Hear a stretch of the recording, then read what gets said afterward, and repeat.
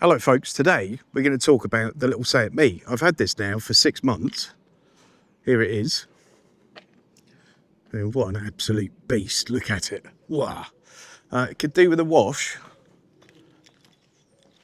But aside from that, it's doing well. It's serving me extremely well.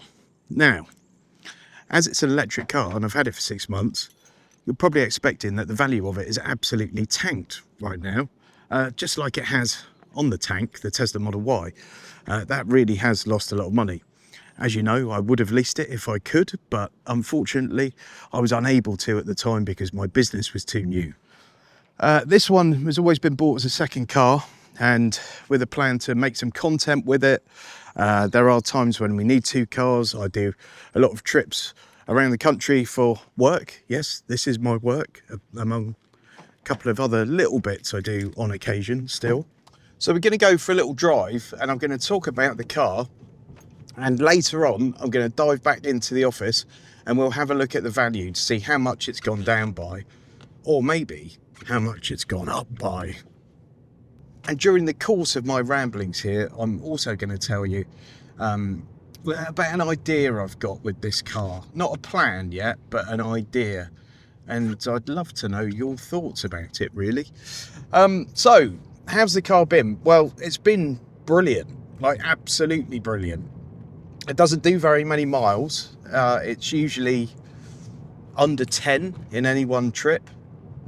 I think probably the longest journey this car's done, or the longest distance it's covered in a day, that's probably more accurate. I think the longest distance this car's ever covered in a day is probably about 25 miles. Because obviously if there's a long journey to be done, the Tesla does it, because why wouldn't you? And likewise, when there's a short journey to be done, this does it, because why wouldn't you? Unless we're carting around the kids and the dog and maybe one of the kids' friends and shopping and everything else, then I'll take the Tesla. But on the shopping front, me and my daughter have got a tradition. Every Saturday morning we go out at the crack of dawn and get the shopping before the humans arrive in the supermarket, and this gets a week's family shop in the boot. It's a very small boot, but it's very deep, and it more than accommodates our weekly shop, which is amazing, really, because there's quite a lot of it. I don't know how it does it, but it just swallows everything up, and that's great. I've actually had more challenging times in cars with boots that are literally twice the size of this one, simply because they're shallow boots and things roll around and all the rest of it. You put stuff in there and it stays in there. Just don't put your loaf of bread at the bottom of it, as I did this week, because it makes for some very unusual looking sandwiches. Now the car appears to be massively efficient, but my advice to anyone with one of these, or indeed with like the VW e-up, is look at that sort of projected range as a guessometer, because 9 times out of 10 I go in the car and that predicted range goes up as I'm driving along, and that is because the car's so efficient, I think. The cold weather, obviously it doesn't like, because it hasn't got the most amazing thermal management known to man, which won't come as a major surprise. And of course, in the cold weather, you're running the heaters. I've got heated windscreen in this, which is brilliant, by the way. But all that will eat up the juice. Really not a problem, because this car's only ever done 25 miles in a day before. So not a problem for me. I think in the summer, you can sometimes see the predicted range around about 130 when you get the car up to 100%, which don't do all that often. And in the winter, I mean, I saw it at 90 the other day, at 100%. But then I went out and drove it, and by the time I got home, when I'd been about 7 miles, it said 89. So, you know, guessometer, as I said. My chum Jonathan Portfield always refers to it as a guessometer, and I think it's a brilliant phrase, because it does exactly what it says on the tin. And the only thing really that I don't like in this car is the way you manage the batteries. A bit poo, because through the app you can set a minimum rate of charge that you want it to achieve, but you don't seem to be able to set a maximum rate of charge.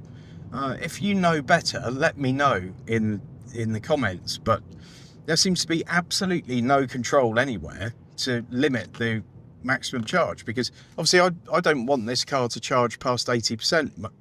Like 99.9% of times I charge it, because it only ever does short journeys and we don't need 100%. And obviously if you leave the battery in a state of over 80% too often for a long period of time, it is going to begin to damage the battery, and we don't want that to happen, do we? So that seems like a massive oversight. It's not really a problem because I tend to plug it in during the day, and most times it ends up getting charged to about 50%, to be honest. I'll plug it in, the 𝘼𝙁𝙁𝙁 intelligent thing will give it a bit of charge when it's cheap throughout the day, and I leave it at that. You know, it costs buttons to run this thing, absolute buttons.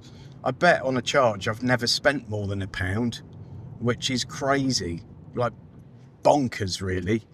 I've never had an issue with it. I've never had something not function, never had any weird little quirks or anything like that. It's just been a brilliant, robust little thing, and I really do like this car a lot. Now let's have a look at the value. What do you think's happened to it? So here's the interesting bit. The VW e-up, which is essentially the same car. So really the main difference is the interior. It's all dark in the e-up, where in the Seat Mii you've got that white dash. I much prefer the white dash. I think it looks cool. But the e-up's got a nicer steering wheel, and you've got some buttons on it. So you've got some thumb controls. I bet it's a tiny little car. Like, you don't need them really, but aside from that, you know, you've got the same, I'm going to call it an infotainment system, but that's a stretch. This, I mean, it just all looks the same, and the exterior of the car is the same, apart from I think the VW's got worse looking wheels. So not drastically different. You do have this little blue strip across the back here, which looks all right, but they're the same car. Now, when I was looking at mine, the e-up was sort of 10.5 grand, where the Seat Mii was 9.5 grand for a decent one. And when I say a decent one, I'm saying one that doesn't have sort of loads of damage on it or anything like that, and was under 30,000 miles. It was one of the things that I was looking for. And this is that. So now 10,300. They've maybe come down by 200 quid, something like that. Let's look at the Seat Mii. This one's probably the closest comparison to mine, because it's the same colour and everything. And that's the exact interior I've got in mine.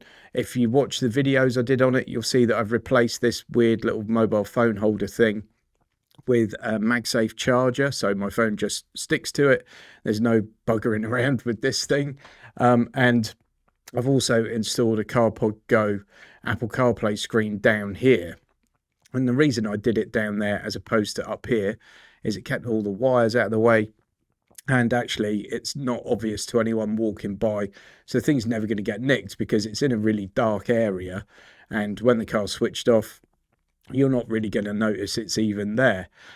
So I thought it was nice and discreet and out of the way, and you know, I rarely use it anyway, and it's not actually the worst thing in the world for it to be there rather than there or here. So I've made those couple of changes to it, but that's it essentially. Aside from that, I've just driven it. 6 months on, you know, this is the same price. It's the same money. I paid 9.5 for mine. This is 9.5. If we look a bit deeper, you'll see you've got this silver one here is 9,643. We've got a red one that does have a lower mileage. That's 20,000 miles. I think mine's on 27 now, 28 probably. 9,685. Then you've got another one here, 21,000 miles, 9,900. And then I found this one, which is cheaper, 9 grand for that one. That's 25,000 miles, 9 grand. All looks very similar to mine. Obviously, it's difficult to really judge a car when you haven't inspected it, but the pictures all look okay. So that seems decent. But, you know, in the right hands, you could get sort of decent money for that still. So I don't feel like it's lost a great deal. I know in the title I said, has it gone up in value? And initially I thought it possibly had. Because I actually looked a couple of weeks ago and they were all over 10 grand. So that's interesting. But yeah, it hasn't gained value. It hasn't gone up in value, but it's lost like the square root of nothing really in 6 months. When you think in the last 6 months how much money my Tesla's cost, and it's probably because I bought the car when it was already at, it had kind of done its depreciating by then. It's not as rock bottom, it's going to be 2 grand one day, I'm sure, but it done a fair amount of its depreciation. And I think the market's just changed. I think more people now are open to getting a used EV because more people are learning that a lot of what they've read is a load of nonsense. And if you look at the stats for used car sales, EVs are performing much better than they were 12 months ago. So I think people have got a bit more faith in it. People are now a bit more open to it. And cars like this, if you just want a city car, a second car maybe, they're just perfect. Like, it's brilliant. And nobody's making a new one at the moment. Well, actually, you've got the 𝙇𝙄𝙉𝙆𝙎, but I'd rather have a tooth pulled, I think. But say at VW stopped making these a couple of years ago, and nothing's really filled that gap. So I think they're still well placed, and I think there's still really good value at 9 to 10 grand. Definitely if you want a second car that you can run for almost nothing. So that all seems like a bit of a result, doesn't it? I've had it for 6 months, and it's maybe lost a couple of £100. It's maybe stayed the same. It's maybe gone up a bit if you're a retailer. I dare say as a private sale, I could get 9 for it if I played my cards right. I'm sure someone watching the channel would probably give me 9 for it, but I'm just not sure I'm ready to let go. And you might be thinking, well, why would you let go? You really like it and it serves its purpose really well. The only thing I'm thinking is that I made 250 YouTube videos last year. 249 actually, but I like to exaggerate. 250 YouTube videos to keep the numbers nice and round. And that takes a lot of work. Not just the actual work of making the video, but coming up with the ideas, fleshing them out. Sometimes having a car sitting on your drive means you can go out and make a video that is either interesting or useful to someone, or I don't know, maybe even entertaining, but I don't think I've ever been called that before.